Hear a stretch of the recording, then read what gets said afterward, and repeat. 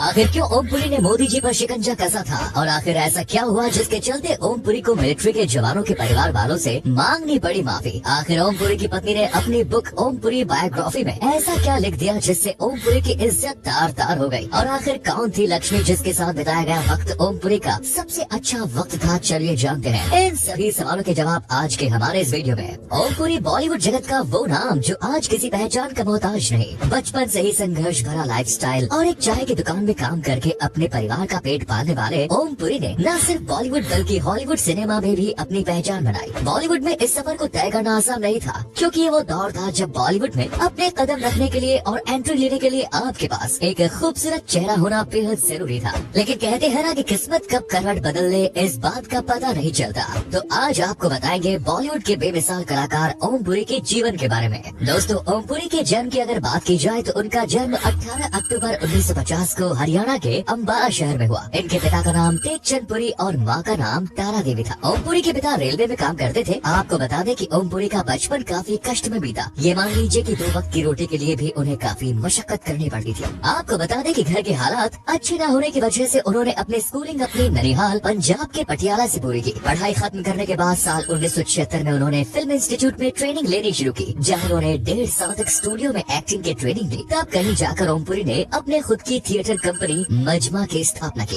देखा जाए तो ओमपुरी का बचपन से लेकर जवानी तक का सफर काफी स्ट्रगल से भरा रहा। उन्होंने काफी मेहनत भी की और जब उन्हें लगा कि वो किसी काबिल बन गए तो उन्होंने अपना फिल्मी करियर शुरू करने की सोची। इसकी शुरुआत उन्होंने मराठी नाटक से की, जो कि एक फिल्म घासीराम कोतवाल पर बेस्ड थी। इस तरह उन्होंने फिल्मी दुनिया में अपना कदम तो रखा, लेकिन अभी काफी कुछ देखना बाकी था। अब आया साल 1980 जब उन्हें उनकी पहली फिल्म करने का मौका मिला। ये फिल्म थी आक्रोश, जो कि एक हिट फिल्म साबित हुई। इस फिल्म के बाद से ही ओमपुरी ने कभी पीछे मुड़कर नहीं देखा। उनका नाम उस दशक के जाने माने एक्टर्स में गिना जाने लगा जो बॉलीवुड के मंजे हुए खिलाड़ी थे। ओमपुरी ने अपनी एक्टिंग से ये साबित कर दिया कि वो एक बेहतर एक्टर हैं और ये साबित कर दिया कि खूबसूरत होना है सब कुछ नहीं। और फिल्म आक्रोश में एंग्री मैन का किरदार निभाने वाले ओमपुरी ने लोगों के दिलों में अपनी एक खास जगह बना ली। वैसे तो हम सब जानते हैं कि जहाँ पर एंग्री मैन का जिक्र हुआ तो वहाँ हम ये समझ लेते हैं कि मारपीट ही होगी, लेकिन ओमपुरी ने इस एंग्री मैन की डेफिनेशन को ही बदल कर रख दिया। अपनी तेज आवाज और गुस्सैल आंखों से उन्होंने दुनिया को ये साबित कर दिया कि मारपीट नहीं, आंखों का डर भी मायने रखता है। आपको बता दें कि ओमपुरी ने 1980 के दशक के जाने माने एक्टर्स के साथ काम किया, जिसमें अमरीश पुरी, नसीरुद्दीन शाह, शबाना आजमी और स्मिता पाटिल जैसे फेमस एक्टर्स शामिल हैं, जिन्होंने उस समय की फिल्म इंडस्ट्री को एक नई पहचान दी। अगर आप सोच रहे हैं कि ओमपुरी ने अपनी लाइफ में केवल एंग्री मैन का ही रोल निभाया, तो आपको बता दें कि ऐसा नहीं है। उन्होंने कुछ ऐसी भी फिल्में की जिसमें उनके शांत और कोमल नेचर को भी दिखाया गया। अब उन फिल्मों की बात करें तो उन फिल्मों में आक्रोश, मिर्च मसाला और विदेशी फिल्म शामिल है, जिससे साफ पता चलता है कि एक एंग्री मैन के अंदर एक सॉफ्ट इंसान भी मौजूद है। साल 1982 में ओमपुरी ने रिचर्ड एटनबरो की फिल्म गांधी में भी एक छोटा सा रोल निभाया था, जिसकी सबने काफी सराहना की। जिसके बाद फिल्म इंडस्ट्री में उनका नाम काफी ऊंचाइयों पर पहुंच गया। लेकिन ऐसा नहीं है कि उन्होंने केवल हिंदी फिल्मों में ही काम किया। आपको बता दें कि उनके करियर में कुछ ऐसी फिल्में भी शामिल हैं जो बॉलीवुड में कुछ अच्छा कमाल ना दिखा सके, जिसमें चाची 420, प्यार तो हो रही था, हे राम, कुंवारा, हेरा फेरी, दुल्हन हम ले जाएंगे से लेकर दबंग और घायल जैसी फिल्में। हिट और फ्लॉप फिल्मों के अलावा भी ओमपुरी ने कुछ ऐसी फिल्में की जो आज भी लोगों के दिलों में जिंदा है। दोस्तों, ओमपुरी बॉलीवुड में तो अपने एक्टिंग का जलवा दिखा ही चुके थे, लेकिन अब बारी थी कुछ अलग करने की और उन्होंने इस चैलेंज को एक्सेप्ट भी किया। जब उन्होंने ब्रिटिश फिल्मों में अपने एक्टिंग करियर की शुरुआत की, उन्होंने न केवल वहाँ एक्टिंग की बल्कि वहाँ अपने एक्टिंग का झंडा बिगाड़ा। उन्होंने अपने करियर में कई ब्रिटिश फिल्मों जैसे कि my son, the fanatic, east is east और पैरोल जैसी फिल्मों में काम किया और इस तरह इंडियन सिनेमा से निकलकर उन्होंने इंटरनेशनल लेवल पर भी बतौर एक्टर अपनी पहचान बनाई। इसी के साथ ओमपुरी ने हॉलीवुड की फिल्में जैसे कि सिटी ऑफ जॉय, वुल्फ और द होस्ट और द डार्कनेस में भी काम किया। दोस्तों, जिसके अंदर टैलेंट होता है वो छुपता नहीं और लोग उसे पहचान ही जाते हैं। आपको बता दें कि फिल्म इंडस्ट्री और हॉलीवुड फिल्मों में अपना नाम कमाने के बाद ओमपुरी ने टेलीविजन इंडस्ट्री में भी काम किया। 1984 में ओमपुरी ने TV serial jewel in the crown में काम किया, जिसमें उन्होंने मीत डिसूजा की भूमिका निभाई। इसके अलावा उन्होंने गोविंद नहलानी के टीवी सीरियल तमस में भी काम किया और उनके इस काम को लोग आज भी याद करते हैं, क्योंकि ओमपुरी एक एक्टर नहीं बल्कि एक्टिंग की दुनिया के सरताज माने जाते थे। वो जो एक्टिंग को करते थे मानो यूँ लगता था कि वो उसको जी रहे हो। यही वजह है कि उनके फेमस होने की। इसके अलावा भी ओमपुरी ने टीवी जगत में कई बेहतरीन सीरियल्स में काम किया जो काफी हिट साबित हुए।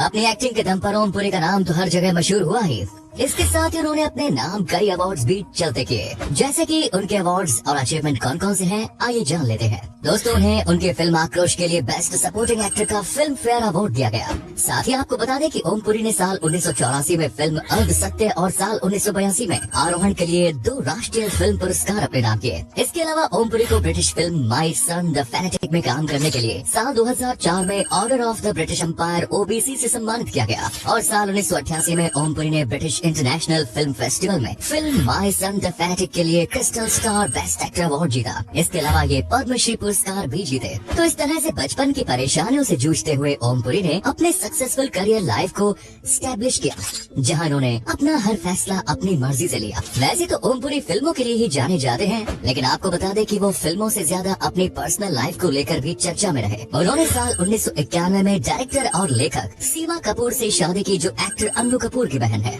ये बात और है कि ओम पुरी और सीमा की शादी ज्यादा दिनों तक टिक न सकी और मात्र 8 महीनों में ही दोनों ने एक दूसरे को छोड़ दिया। इसके बाद 1993 में ओम पुरी ने जर्नलिस्ट नंदिता पुरी के साथ शादी की, जिससे उनका एक बेटा ईशान है।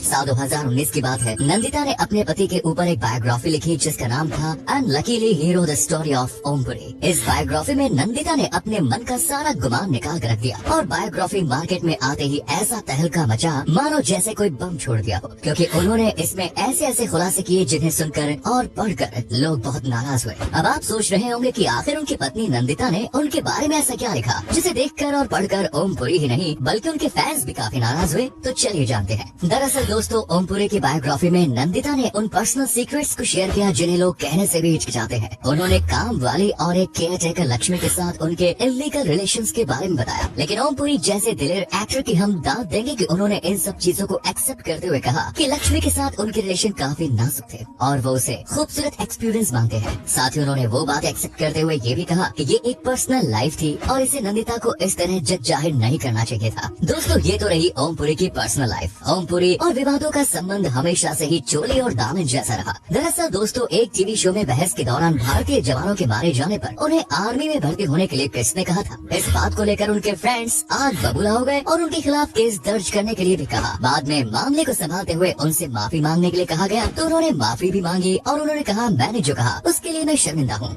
मैं इसके लिए सजा का भागीदार भी हूँ और मुझे माफ नहीं करना चाहिए। उन्होंने हर उन जवानों के परिवार वालों से माफी मांगी जो उस अटैक में मारे गए। इतना ही नहीं, एक बार तो ओम पुरी ने मोदी जी पर भी शिकंजा कस लिया और अपनी बात को आगे रखते हुए उन्होंने कहा, अभी हमारे पास और कोई चॉइस नहीं है सिवाय मोदी जी की गोद में बैठने की। मोदी जी के फेवर के लोग ओम पुरी पर पूरी तरह से भड़क गए। दोस्तों, इस तरह अपनी लाइफ के उतार चढ़ाव को एक्सपीरियंस करते हुए ओम पुरी 6 जनवरी 2017 को उनकी मौत दिल का दौरा पड़ने से हुई। उनकी अकस्मात